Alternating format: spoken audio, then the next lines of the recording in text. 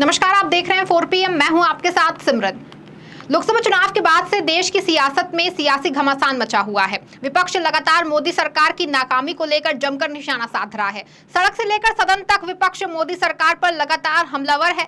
विपक्ष लगातार मोदी की नाकामी को बता रहा है। देश में व्याप्त भ्रष्टाचार, बेरोजगारी, महंगाई, अग्निवीर, नीच पेपर लीक सहित तमाम मुद्दों पर घेर रहा है, लेकिन मोदी सभी मुद्दों पर चुप है। वहीं बिहार में लगातार पुल गिर रहे हैं। बता दें कि बिहार में 12 दिनों में 18 पुल गिर चुके हैं। वहीं इस मामले पर मोदी और नीतीश कुमार चुप हैं। बिहार में लगातार गिर रहे पुल को लेकर मौजूदा सरकार बोलने के लिए तैयार ही नहीं है।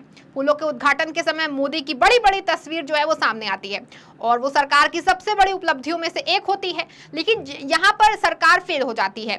वहां से फोटो हट जाती है और मोदी खामोश हो जाते हैं। मोदी ने अपने 10 साल के कार्यकाल के दौरान देश में व्याप्त भ्रष्टाचार, बेरोजगारी, महंगाई, अग्निवीर, नीच पेपर लीक, मणिपुर हिंसा पर एक शब्द नहीं बोला। आज तक खामोश हैं। वहीं मोदी की खामोशी का लोकसभा चुनाव में जनता ने जवाब तो दे दिया और बीजेपी 303 में से 240 पर आ गई। बावजूद इसके कुछ कसर तो जरूर रह गई, लेकिन मोदी की तानाशाही और चुप रहने का करारा तमाशा जो है वो चलता रहा। बता दें कि लोकसभा में 240 सीटें आने के बाद मोदी ने अपने सहयोगियों के सामने नतमस्तक होकर बैसाखी वाली सरकार बना ली और तीसरी बार लेकर किसी भी मंच पर मोदी ने आज तक अपने 10 साल के सुशासन की बात ही नहीं की है कि मेरे शासनकाल में जनता को कितना राहत मिला, हमारे राज्य में महिलाएं कितनी सुरक्षित हैं।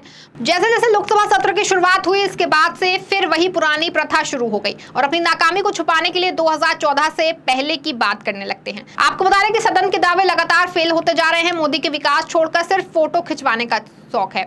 वही फोटो काटते हुए हमेशा मोदी की बड़ी बड़ी तस्वीर सामने आती हैं। इसके बाद पुल, एयरपोर्ट सब धाराशाही हो जाते हैं। इसके बाद देश के हुक्मरान अपने द्वारा कराए गए भ्रष्टाचार पर चुप्पी साध कर मौन बैठ जाते हैं। देश में लगातार बड़ी बड़ी घटनाएं हो रही हैं, लेकिन मोदी को कोई फर्क ही नहीं पड़ रहा है। मोदी फोटो खिंचवाने में व्यस्त है। वहीं मोदी के इन सभी ध्रुवीकरण की राजनीति करने की आदत नहीं जा रही है। इस बीच राजद अध्यक्ष लालू यादव के दावे ने सियासत में भूचाल मचा दिया है। बता दें कि राष्ट्रीय जनता दल अपना 28वां स्थापना दिवस मना रहा है, जिसको लेकर राजद कार्यालय में भव्य कार्यक्रम का आयोजन किया गया। बता दें कार्यक्रम में पार्टी द्वारा राष्ट्रीय अध्यक्ष लालू प्रसाद यादव और उनके बेटे तेजस्वी यादव समेत कई वरिष्ठ नेता और कार्यकर्ता शामिल हुए और कार्यकर्ताओं ने लालू और तेजस्वी यादव का भव्य स्वागत किया और दोनों को चांदी का मुकुट पहनाया गया। आपको बता दें कि 28वें स्थापना दिवस कार्यक्रम में पार्टी के नेताओं और कार्यकर्ताओं को संबोधित करते हुए लालू प्रसाद यादव ने कहा कि हम लोगों ने पिछले 27 सालों में काफी उतार चढ़ाव देखे हैं। वही उतार चढ़ाव के कारण राजद मजबूत हुआ है। तेजस्वी के नेतृत्व में आगे की लड़ाई को लड़ेंगे। लालू प्रसाद ने केंद्र सरकार पर हमला बोलते हुए कहा कि पीएम मोदी के नेतृत्व वाली सरकार बहुत कमजोर है। इस साल अगस्त तक ही ये सरकार चलेगी। मैं पार्टी के सभी कार्यकर्ताओं से तैयार रहने की अपील करता हूं, क्योंकि चुनाव कभी भी हो सकते हैं। दिल्ली में मोदी सरकार बहुत कमजोर है और ये अगस्त तक गिर सकती है, जिसके बाद से राजनीतिक हलचल में भूचाल आ गया है। वहीं अपने संबोधन में लालू यादव ने और क्या कुछ कहा, आप खुद ही सुन लीजिए।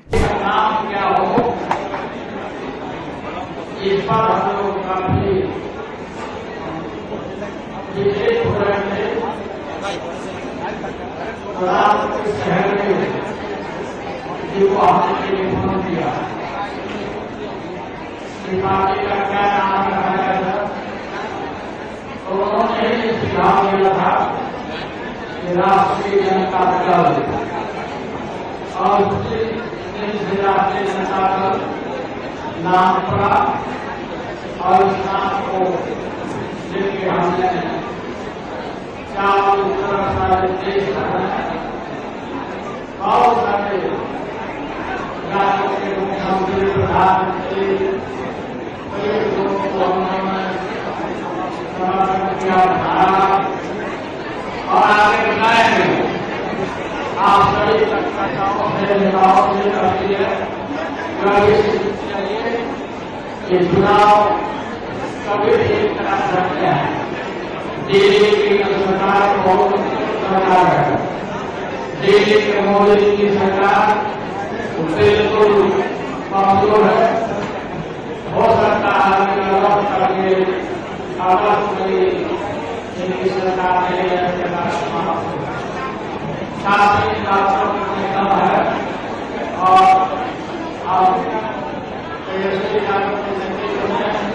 इस लड़ाई को हम करेंगे।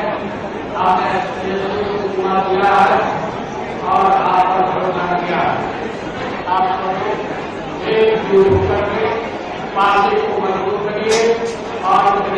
का सीतामढ़ी आदिवासी सभी को सुधार कराएंगे और राष्ट्र में शासन करेंगे, नारी बात करेंगे, उनको बड़ा सुधार देंगे। ये काम बहुत जरूरी है और कहीं सुधार नहीं करेंगे आप सरकार से यही अनुमति है। आप लोगों को बहुत बहुत धन्यवाद।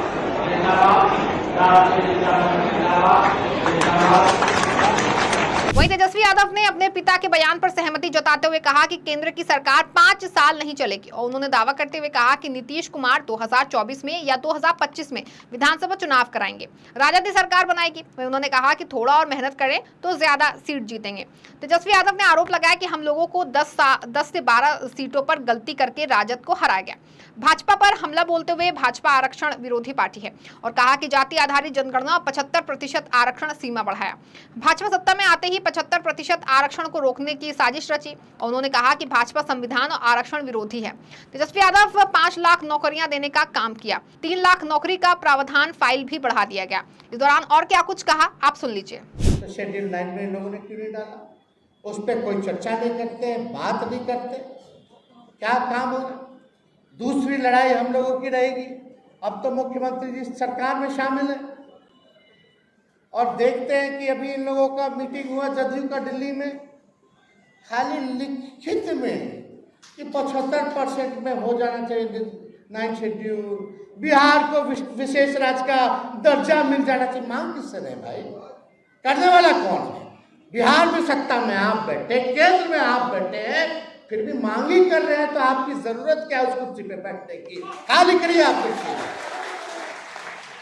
जब डबल इंजन की सरकार है, दोनों जगह सरकार में आप बैठे हैं, तो बिहार को विशेष राज्य का दर्जा क्यों नहीं दिला रहे? इधर लोजपा के लोग बोल रहे हैं कि हम लोग तो पक्षधर हैं भाई बिहार को विशेष राज्य का दर्जा दिलाने के लिए। हम ये नहीं कह रहे केवल बिहार को मिले, हम चाहते बिहार जैसे जितने गरीब या पिछड़े राज्य हैं उनको विशेष राज्य का दर्जा दिया जाए। अमेंडमेंट होगा कि नहीं होगा नीति आयोग में, अरे करेगा कौन? सत्ता में है, बिहार के भरोसे सरकार चल रही है भारत की। चल रहा है कि नहीं चल रहा? अगर नहीं करेंगे तो गिरा दो सरकार, और नहीं गिराते हो तो तुम उसके भागीदार हो कि तुम भी आरक्षण नहीं चाहते और ना बिहार को विशेष राज्य का दर्जा चाहते हो। यही सच्चाई है। तो हम ज्यादा कुछ नहीं करेंगे, लोगों को दोहरा चरित्र जो है सामने है। लेकिन हम लोग जब सत्ता में हैं तो अपने हर एक नीति को, हर एक कमिटमेंट को हम लोगों ने 17 महीने में एक एक करके पूरा किया और आगे भी हम लोग करते हैं, लेकिन लोगों को पचा नहीं। किसी भी कारण गए हम लोगों ने तो इंडिया अलायंस बनाया था कि भाई सत्ता में नहीं आने देंगे और हम लोग लगभग सफल भी हो गए। खैर 50 से ऐसी ज़्यादा सीटें हैं जहां बीजेपी 2500 से जीती है। तो गड़बड़ तो कहीं ना कहीं हुआ होगा, लेकिन करो गड़बड़। लेकिन हम लोग इस बार पूरी तरीके से बिहार के चुनाव में सबको सबक सिखाने का काम करें। आपको बता दें तेजस्वी यादव ने कहा कि बिहार में डबल इंजन का अद्भुत खेल है। एक इंजन भ्रष्टाचार में लगा हुआ है और एक इंजन अपराध में लगा हुआ है। 15 दिन में 12 पुलों का गिरना कोई सामान्य घटना नहीं है, ये भ्रष्टाचार की पराकाष्ठा है। जिस दिन से नीतीश कुमार सीएम बने हैं, सिर्फ 18 महीने को छोड़ दें तो पूरे समय ग्रामीण कार्य और विभाग जदयू के पास ही रहा है। बिहार में लगातार भ्रष्टाचार देखने को मिल रहा है। बिहार में लगातार अपराध की घटनाएं हो रही हैं। जिन लोगों ने बेरोजगारी, गरीबी, महंगाई बढ़ाई, जिन लोगों के कार्यक्रम में पुल टूटा, उन्हें हम सत्ता में वापस नहीं आने देंगे। तेजस्वी के दावे से बीजेपी सहित उनकी जो सहयोगी दलों में खलबली मची हुई है।